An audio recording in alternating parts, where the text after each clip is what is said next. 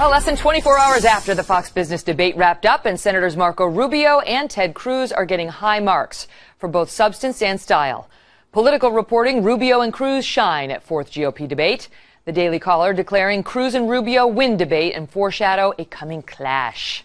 And the New York Times providing its take on what could be next for the two GOP contenders. Confrontation brews as Ted Cruz and Marco Rubio vie for conservative vote. Watch. Here's the best way to raise wages. Make America the best place in the world to start a business or expand an existing business. Tax reform and regulatory reform. Bring our debt under control. Fully utilize our energy resources so we can reinvigorate manufacturing. Repeal and replace Obamacare. And make higher education faster and easier to access, especially vocational training. For the life of me, I don't know why we have stigmatized vocational education. Welders make more money than philosophers. We need more welders and less philosophers. And if we do that... I understand that when the mainstream media covers immigration, it doesn't often see it as an economic issue. But I can tell you, for millions of Americans at home watching this, it is a very personal economic issue. And I will say the politics of it would be very, very different if a bunch of lawyers or bankers were crossing the Rio Grande.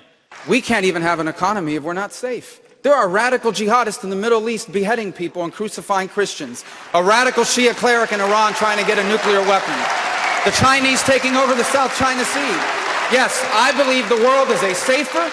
No, I don't believe. I know that the world is a safer and better place when America is the strongest military power in the world. We have to defend this nation. You think defending this nation is expensive, try not defending it. That's a lot more expensive, but you can do that and pay for it. You can do that and also be fiscally responsible. And we're joined now by our panel of voters with their reactions to last night's debate. These are Republican voters, so they are going to actually have a say on who gets their nomination. Great to see you all tonight. Thank you. All right, so first of all, raise your hand if you think Senator Marco Rubio won that debate. Raise your hand if you think Ted Cruz did. Raise your hand if you think Ben Carson did. Donald Trump. Rand Paul. Chris Christie?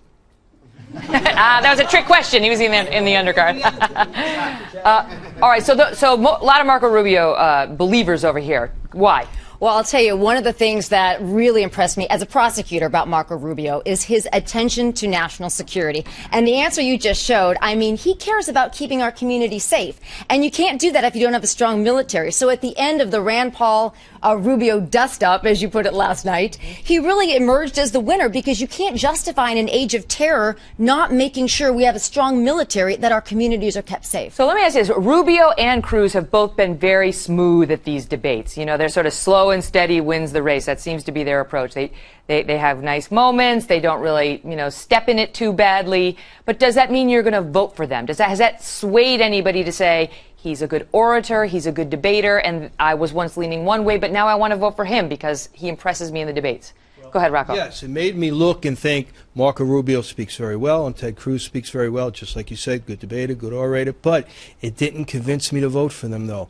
Marco Rubio just seems to come across like somebody who's extremely book smart, but doesn't really have any practical life knowledge. That's the way I felt about it.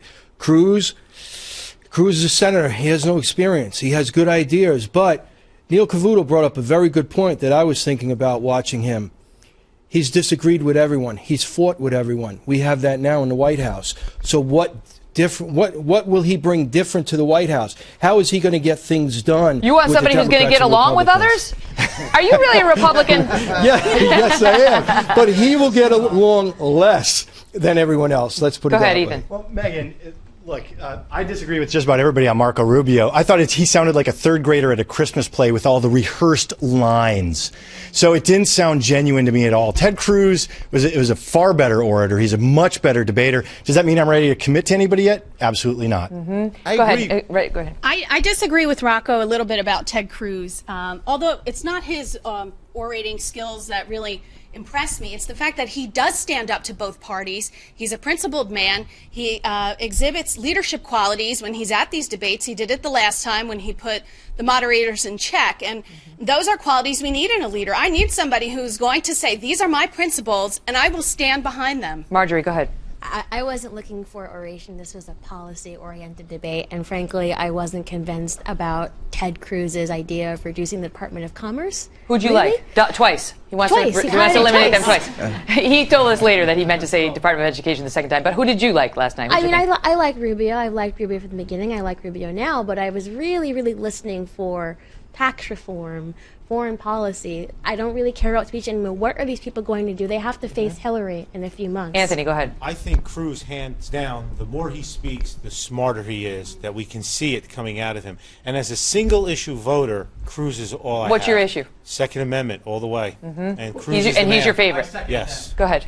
Cruz is a guy who has a debate award named after him. He won 9 cases in front of the Supreme Court. That's right. He showed his skills last night. Rubio surprised me, but I expected that from both of them. Rubio made me forget about the bottle of water at the. But at the speech. does it mean that they're going to be a good president? Because a lot of Barack Obama's detractors say he was the most skilled orator we've seen, and they don't like him as president. Would you rather go ahead, have you in the someone front. who can't? Yes, I actually, all of these people saying, oh, well, he's not experienced, trying to compare him to Obama. I think it's completely the opposite of it. I think he's reinforced Rubio last or night. Cruz? No, Ted Cruz, I'm sorry. I think Cruz completely reinforced the point of why people should vote for him. He was full of substance. He gave a lot of details.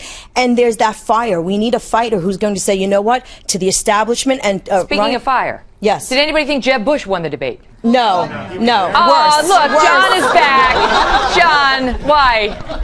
Well, it's quite simple. I think he laid out a very, very clear plan, very eloquently, on regulatory reform, on tax reform, and on immigration, and how we can move to a skills-based immigration system that can actually improve the labor force participation rate and grow the economy. I think the economy is the most important He is nothing issue if not in this loyal. debate. Before we wrap this, I want to ask you, Katrina. So now Katrina, our friend Katrina, has actually been made Trump's national spokesperson for his campaign. So congratulations. Now she gets actually paid to represent him.